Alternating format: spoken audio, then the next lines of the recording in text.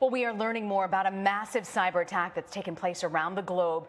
There have been at least 45,000 attacks in as many as 74 countries just in the past 10 hours. The tool that was used for this kind of ransomware that encrypts data actually locks out the user and demands a ransom to release it. It was leaked by a group calling itself the Shadow Brokers. Politico cybersecurity reporter Eric Geller is in Arlington, Virginia. Eric, what more can you tell us about who's actually behind this attack? Well, it's really unclear right now. One of the reasons it's hard to track is because, as compared to some of the other recent cyber attacks that you've probably heard about, this is a situation where this code has been published in the wild. Anybody can take advantage of it and put it out there.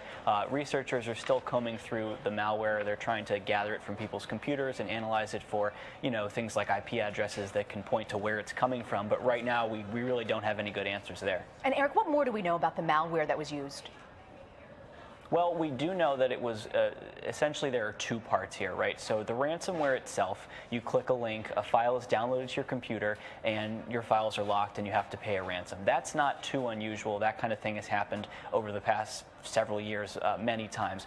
What's interesting here is that once it happens, there's another piece attached where if your computer isn't patched in a certain way, if you haven't downloaded your Microsoft security updates, that ransomware can spread to other computers. So that is the new piece here. And that piece, that particular piece of code was posted, as you mentioned, several months ago by the Shadow Brokers. It is apparently a tool developed by the National Security Agency. Now, they haven't confirmed that. The reason that a lot of people suspect this is because it was developed and released in basically the same way as a lot of other NSA tools, and Microsoft actually patched this flaw the month before they were released. So once they came out, people asked Microsoft, what's going on here? And Microsoft said, oh, we patched that last month. Well, of course, the question is, how did you know about it? Everybody assumes the National Security Agency told Microsoft secretly. Now, we don't have confirmation on that, but this is going to open up a debate about when should spy agencies tell companies that they have found flaws in their products, because if they don't tell them with enough time, Microsoft releases a patch, but then 1 month later, of course, you see what happens at companies where all the computers are not yet patched.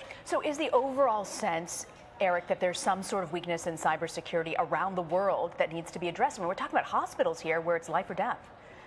Absolutely. The key point here is that even if your company is as mission critical as a hospital or a power transmission plant, something like that, you're probably using regular Windows computers for a lot of applications. Now, the dams themselves are probably not controlled by a regular unpatched Windows computer, but the computers that have hospital records, sure, a lot of those are vulnerable in this sense. And so what this exposes is that, I think a lot of people assume that this, critical infrastructure is what it's called, that it's somehow protected in a special way. Some of the times that's true. A lot of the times, as we're seeing here with hospitals, it's not true. These computers are vulnerable to the same kinds of problems that you and I are vulnerable to.